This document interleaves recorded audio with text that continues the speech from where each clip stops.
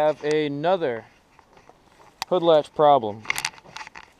We have a 2001 to 2005 Honda Civic.